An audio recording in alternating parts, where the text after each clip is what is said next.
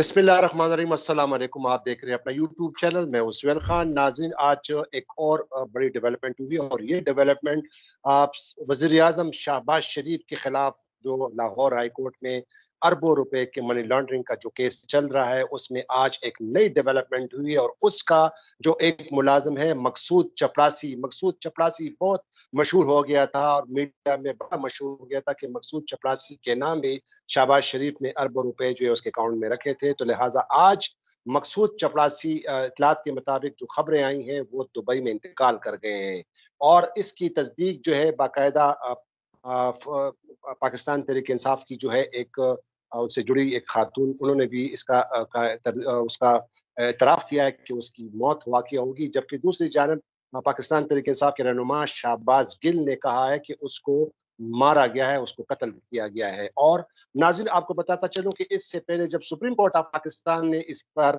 सो मोटो लिया था, जो हुकूमत की जानिब से जो इस्तिगासा में, प्रोसिक्यूशन में और जो तहकीकात, जो नैब के तहकीकात है, जो एफआईए के तहकीकात है, उसमें जो जितने भी प्रोसिक्यूटर्स थे, जितने भी इन्वेस्टिगेशन ऑफिसर थे, एक जो है बड़े फर्शनास ऑफिसर जो है डॉक्टर रिजवान, उनको भी हार्ट अटैक हो गया था और आज मकसूद चपड़ासी जो है एक इस केस का जो मेन जो मरकजी जो किरदार है और इसका जो उसके बारे में बड़े मशहूर थे, तो वो आज उसका इंतकाल हो गया है। दूसरी जानिब सुप्रीम कोर्ट ऑफ पाकिस्तान अगले हफ्ते इस केस की समाअत भी कर रही है और सुप्रीम कोर्ट ऑफ पाकिस्तान ने लास्ट हियरिंग पे बाकायदा एफआईए को और नैब से तमाम जो उनके जो हाई प्रोफाइल केसेस थे उनका बाकायदा रिकॉर्ड मांगा है। इस पर आज हम तफसील से बात करेंगे। मेरे साथ सुप्रीम कोर्ट के बड़े सीनियर जर्नलिस्ट फखरुर रहमान मौजूद है, हम इस पे बात करेंगे। Fakhrur Rahman, thank you very much for joining me. जी सोहेल साहब, बहुत शुक्रिया आपका भी। फ़खर साहब, एक नया मोड़ आ गया है जनाब। जिस तरह वज़ीर आज़म साहब जो है उनके खिलाफ जो अरबों रुपए के जो मनी लॉन्ड्रिंग का जो केस है और उसको जो है उसके उस पर जो है नज़रअंदाज होने के लिए जनाब नया मोड़ इख्तियार करते जा रहे हैं और आज जिस तरह मैंने कहा कि मकसूद चपड़ासी साहब जो भी हैं, वो भी दुबई में इंतकाल कर गए। तो इस पर आप क्या कहेंगे? सुप्रीम कोर्ट ऑफ पाकिस्तान हो सकता है कि इस पर अगले समाअत पर बड़े सख्त इसका जो है नोटिस ले और इसका चूँकि इल्ज़ाम लगाया जा रहा है कि उसको ज़हर देकर उसको कत्ल कर दिया गया है। इस पर आप क्या कहते हैं कि ये केस जो है, आप किस रुख जो है इसका इख्तियार करेगा, किस मुड़ जाएगा ये? सोहेल खान, देखें, साबिक वज़ीर आज़म इमरान खान ने जितनी बातें की, जिस तरह से ये हुकूमत चोरों की, लुटेरों की, कातलों की, सिसिलियन माफिया की इस वक़्त इक़्तिदार में लाई गई, जिस तरह से आइन को, कानून को पामाल किया गया, एक-एक बात सच साबित होती जा रही है। आपके सामने है, एफआईए ने तहकीकात की, अरबों रुपए की करप्शन के मनी लॉन्ड्रिंग केसेस की, जिसमें शहबाज शरीफ, जो कि इस वक़्त इस मुल्क के वज़ीर आज़म हैं, इमरान खान उनको प्राइम मिनिस्टर कहते हैं, वो उसको इम्पोर्टेड गवर्नमेंट कहते हैं। एक बैरूनी साजिश के ज़रिए, फंडिंग के ज़रिए ये हुकूमत जो है थी इक़्तिदार में लाई गई है। पीडीएम, पाकिस्तान डेमोक्रेटिक मूवमेंट, जिसके अंदर पीपल्स पार्टी, आसिफ अली ज़रदारी और उनके हवारी, सब के सब जो 60% कैबिनेट के मेंबर जो इस वक़्त ज़मानत पर हैं, इस वक़्त मौजूदा वज़ीर आज़म, वज़ीर आला पंजाब जो ज़मानत पर हैं और अरबों रुपए की मनी लॉन्ड्रिंग के केसेस उनके ऊपर हैं। दुनिया में कहीं पे भी इसका पाकिस्तान के मुल्क की तरह की कोई मिसाल नहीं है, जहाँ पे आपको इस तरह की हुकूमत जो है वो नज़र आएगी। पहले डॉक्टर रिजवान जो एफआईए के ऑफिसर थे, जिन्होंने शहबाज शरीफ, हमजा शहबाज के खिलाफ मनी लॉन्ड्रिंग केस की तहकीकात की। हमजा शहबाज शरीफ ने खुलेआम उनको धमकी लगाई डॉक्टर रिजवान को कि तुम होते कौन हो मुझसे ये पूछने वाले। उसके बाद पुरस्कार तौर पर उनकी मौत वाक़या हो जाती है। कहा जाता है उनको दिल का दौरा पड़ा, ठीक है? और शकूक-ओ-शुबात ये हैं कि उनको ज़हर दिया गया।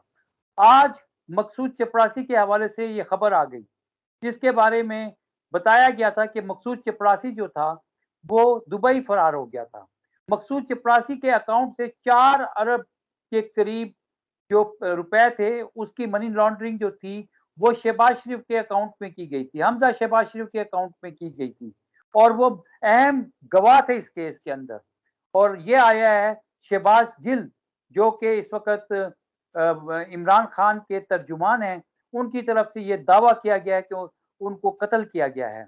अब आप देखें कि supreme court of Pakistan, chief justice of Pakistan, justice Umar Ata Bandial ने इस सारे मामले का खुद नोटिस लिया है। एक-एक करके कभी प्रोसिक्यूटर जनरल जो है ओहदे से हटाया जा रहा है, कभी जो तहकीकाती ऑफिसर था उसकी मौत वाक़या हो रही है।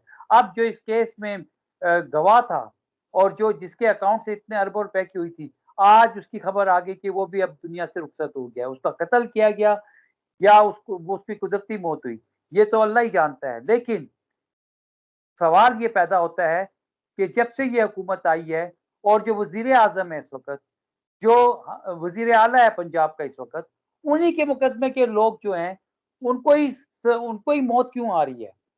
वो ही क्यों मरे मरे जा रहे हैं? ये बहुत बड़ा सवाल है। और चीफ जस्टिस ऑफ पाकिस्तान से मैं ये अपील करूँगा कि इस वक़्त पूरी कौम जो है, वो आपकी तरफ देख रही है। पूरी कौम इस वक़्त शॉक में आ चुकी है। क्या पाकिस्तान के अंदर कोई आईन है? क्या पाकिस्तान के अंदर कोई कानून है? अवाम अगर पुरअमन एहतजाज करती हैं, तो उनके ऊपर इस तरह से वहशियाना तरीके से उनके ऊपर डंडे बरसाए जाते हैं। इस मुल्क की सिक्योरिटी फोर्सेस जिनका आईनी और कानूनी हक है कि पुरअमन एहतजाज को सिक्योरिटी प्रोवाइड करें, सिक्योरिटी मुहैया करें, वही उनके ऊपर डंडे बरसाते हैं। तो क्या पाकिस्तान के अंदर जंगल का कानून नाफिज हो चुका है? क्या पाकिस्तान के अंदर अदालतें आंखों पर पट्टियां बांध के बैठ चुकी हैं? क्या पाकिस्तान के अंदर इंसाफ और अदालत के दरवाजे बंद कर दिए गए हैं? ये किस मुल्क में हम रह रहे हैं? आप अगर पता लगाकर देखें तो कितने लोग पाकिस्तान को छोड़कर जा चुके हैं और कितने लोग पाकिस्तान से हिजरत करने के लिए तैयार हैं। इस वक्त हर पाकिस्तानी, हर शहरी इस बात पर परेशान है कि उसके ऊपर एक तरफ महंगाई का अजाब जो है वो नाजिल कर दिया गया है। पेट्रोल की कीमतों में, बिजली की कीमतों में, गैस की कीमतों में इजाफा किया जा रहा है। कोई अकाउंटेबिलिटी नहीं है, कोई पूछने वाला नहीं है। मुझे चीफ जस्टिस ऑफ पाकिस्तान से मेरा अपना जाती सवाल है, क्या इस मुल्क के अंदर कौन सा कानून है जिसके ऊपर जो जमानत पर हो, जिसके ऊपर इल्जामात हो, वो इस मुल्क का वज़ीर आज़म बन सकता है? मुझे ये बताएं कौन सी पार्टी है जो मैंडेट तो लेकर आती है मुखालिफ पार्टी के खिलाफ इलेक्शन लड़के, लेकिन जब वो असेंबली में पहुंचती है तो वो आर्टिकल 63A की वायलेशन करके दूसरी पार्टी के साथ मिल जाती है। कैसे वो अपने वोटर को और इलेक्टोरेट्स को जो है वो धोखा देती है? इन इन लोगों के ऊपर कौन हाथ डालेगा? चीफ जस्टिस ऑफ पाकिस्तान से मेरी ये अपील है, मैं उनके सामने ये प्लीड कर रहा हूं कि खुदा के वास्ते आप इस मुल्क को बचा लें। अगर आपने भी इस मुल्क को नहीं बचाया तो ये मुल्क खाना जंगी की तरफ जा रहा है। इस मुल्क के अंदर चोर, लुटेरे, माफिया जो है इस वक्त इक़्तिदार में आ चुके हैं। आज आपने देखा है किस तरह से नैब के कवानीन में तब्दीली की गई है, किस तरह से जो बैरूनी पाकिस्तानी है जो इस मुल्क के अंदर 32 अरब डॉलर जो है सालाना भेजते हैं, किस तरह से उनको वोट के हक से महरूम किया गया है। मुझे बताएं, ये कौन से आइन पाकिस्तान का आइन है? पाकिस्तान का आइन तो है ही नहीं। इस मुल्क के अंदर लगता यह है कि एक मार्शल लॉ लगा दिया गया है। 11 अप्रैल से लेकर, माफ कीजिएगा 9 अप्रैल से लेकर और अब तक जो भी कुछ पाकिस्तान के अंदर हुआ है, कौन सा आइन, कौन सा कानून है वो मुझे बता दें जिसके तहत ये सब कुछ हुआ है। रोजाना ये लोग मारे जा रहे हैं, रोजाना लोग लुट रहे हैं। कराची के हालात देख लें, गन पॉइंट के ऊपर जो है आम शहरी लूटा जा रहा है। रावलपिंडी में देख लें, लाहौर में देख लें, हर जगह पे कोई शख्स अपने आप को महफूज नहीं समझता। और अभी जब बिल आएंगे बिजली के शदीद गर्मी में, तो ये जो लू चल रही है और जिस तरह से बिजली के बिल आएंगे और गैस के बिल आएंगे, ये अवाम कहां से देंगे? लोग खुदकुशियां करेंगे, लोग डाके डालेंगे, लोग एक दूसरे का कत्ल करेंगे। मुल्क खाना जंगी की तरफ जा रहा है। मैं आपको पूरी जिम्मेदारी के साथ कह रहा हूं कि पाकिस्तान को सोचे समझे मंसूबे के तहत जो है एक अदम इस्तेकाम की तरफ जो है धक्का दिया जा रहा है। चीफ जस्टिस साहब प्लीज इसका नोटिस लें।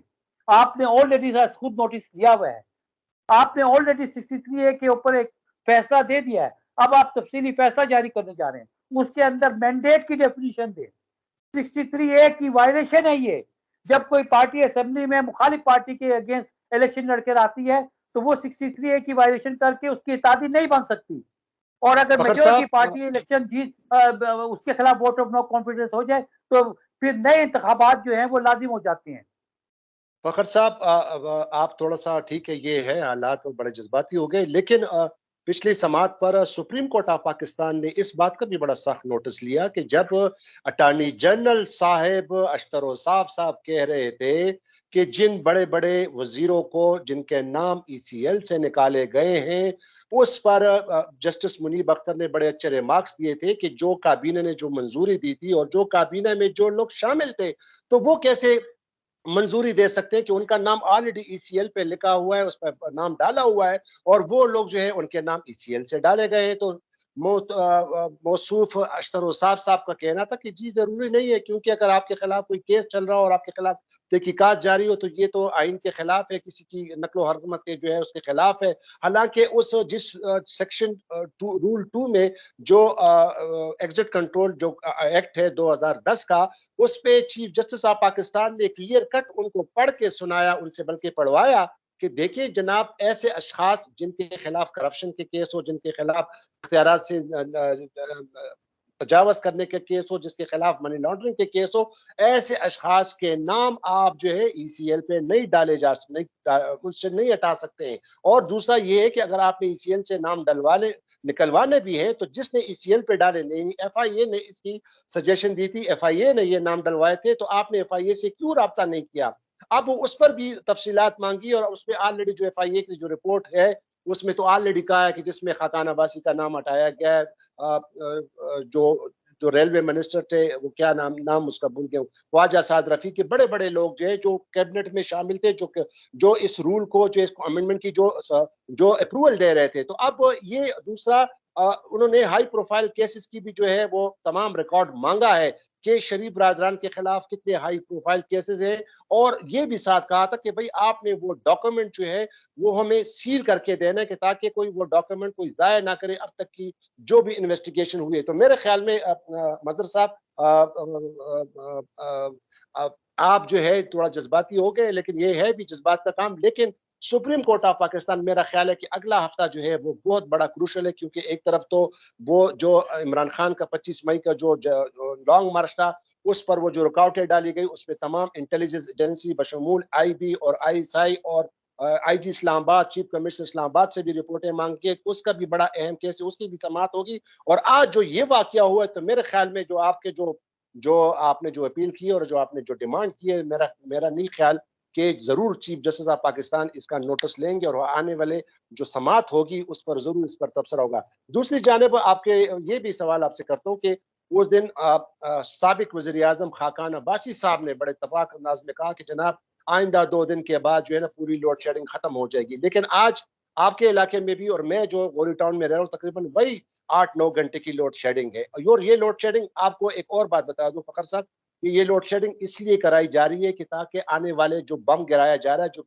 जो बिजली का यूनिट तकरीबन 18-19 रुपए तक जाएगा, और जो जिनके बिल जो है आएंगे तकरीबन 20-25 हजार रुपए, तो ये उनको मेंटली तौर पर तैयार कर रहे हैं कि जनाब आप इस बम के लिए तैयार हो जाएं। वक्त हमारे साथ वैसे बहुत ज्यादा हो गया फखर रहमान साहब, लेकिन जाते जाते अब आपका आखिरी जो है आपका क्या ख्याल है कि ये जो लोड शेडिंग खत्म हो जाएगी और जो 45% जो गैस के जो कीमतें बढ़ाई हैं, आपको पता है कि वो अब नान भाई जो है उन्होंने ऑलरेडी रोड जो है रोटियों के नर्क बढ़ा दिए गए। अवाम के पास जो है ना एक बहुत बड़ा बम गिराया गया है, और इन लोगों ने जो अवाम को धोखा दिया था कि इस इमरान खान से हमने छुटकारा पाना और हमने दूध की नहरें बहानी है, तो वो तो नहीं कर सके, और ये जो है लोग बहुत ज्यादा इसको बद्दुआएं दे रही है। जब आप दूध की रखवाली के लिए बिल्ले को बिठा देंगे, तो वो दूध की रखवाली नहीं करेगा, बल्कि वो दूध पिएगा और फिर उसके प्याले में जो दूध डाल के चला जाएगा, वो उसके हवाले से म्याऊँ या कोई अलार्म नहीं बजाएगा।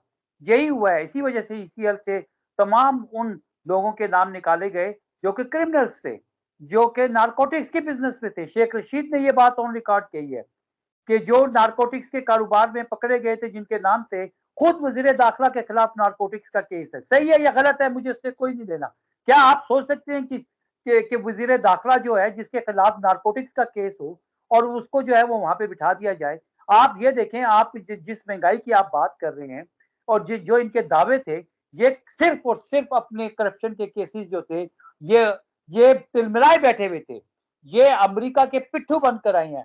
अमेरिका चीन को कंट्रोल करना चाह रहा था। अमेरिका का स्टेक ये है। अमेरिका आपको रूस से रोकना चाह रहा था कि आप रूस की तरफ मत जाएं। उसका मुफाद ये था। इनका मुफाद ये था कि इनके अरबों रुपए, अरबों डॉलर जो है बाहर बैंकों में पड़े हुए हैं, वो मनी लॉन्ड्रिंग करके किए गए हैं। वो जब्त कर लिए जाते मनी लॉन्ड्रिंग के जरिए से। इससे ये उनके आलाकार बन गए पाकिस्तान के अंदर, और इसीलिए इसीलिए पाकिस्तान ब्लैकमेल हो रहा है। इसीलिए आज रोटी जो है वो 20 रुपए की तरफ जा रही है। आप 25,000 की बात कर रहे हैं, मैं आपको मशवरा दे रहा हूँ कि जब आपका बिजली का बिल आएगा तो उस वक़्त आप जो है ना कोई नींद की गोली जो है ना पावरफुल वो खा के सो जाना ताकि आप उसको देख ना सकें। क्योंकि मैं आपको ये बता रहा हूँ कि लोग जो हैं ये पूरा का पूरा लोग एक आम आदमी के लिए, गरीब आदमी के लिए खुदकुशी का सामान जो है वो तैयार किया जा रहा है कि या तो वो दिल के दौरे पड़ने से वैसे ही मर जाए, जब वो बिल देखेगा गैस के, बिजली के और उसके बाद जो पेट्रोल की कीमतों में इज़ाफ़ा हो रहा है, जिस तरह से हर खाने-पीने की अशिया जो है, ना वो एक आम नाश्ता वो नहीं कर सकेगा, तो उसके बाद तो अवाम ने या खुदकुशियाँ करनी है या डाके मारने हैं या एक-दूसरे के ऊपर झपटना है। तो सुहेल खान साहब, मैं आपको बता रहा हूँ कि सूरत-ए-हाल बहुत खौफ़नाक होने जा रही है। अल्लाह ताला हम सबको अपने ईमान में रखे, लेकिन मैं आपको बता रहा हूँ कि ये जो कौम में अंधेरे में रख के लोड शेडिंग जो आप बता रहे हैं, मुल्क में बदतरीन सूरत-ए-हाल हो चुकी है और इनके अभी भी दावे लाइट खत्म जाने नहीं वाली होते। है। हो अभी सकता भी है कि लाइट बस जाने वाली है। लाइट तो जाने वाली है, तो हम तो ये मैं यही प्रोग्राम खत्म कहूँगा कि करते हैं। इस सारे मामले का हल जो है, वो चीफ जस्टिस साहब जो है, वो अपने 63 आर्टिकल के जो तफ़सीली फैसला है, उसमें दे सकते हैं।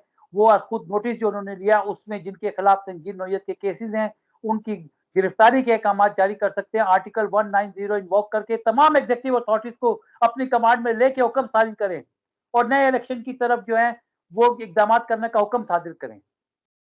बहुत शुक्रिया फ़खरुर रहमान। तो जी नाज़रीन, ये था आज का हमारा शो का टाइम ज़रा ज़्यादा हो गया और जो है बिजली भी जाने वाली है, क्योंकि हम दोबारा पुराने पाकिस्तान में आ गए हैं और बिजली की लोड शेडिंग पे इंतहा है। और अब तो इसलिए ये प्रोग्राम को ख़त्म करना चाहते हैं और मेरे नए देखने वालों को मैं दोबारा इल्तिमास करता हूँ और मुझे बड़ी खुशी है कि आपके फीडबैक मुझे आ रहे हैं, आपके रिस्पॉन्सेज़ आ रहे हैं, बहुत-बहुत शुक्रिया। लेकिन नए देखने वाले ज़रूर मेरे इस चैनल को सब्सक्राइब करें। खुदा हाफ़िज़, पाकिस्तान ज़िंदाबाद।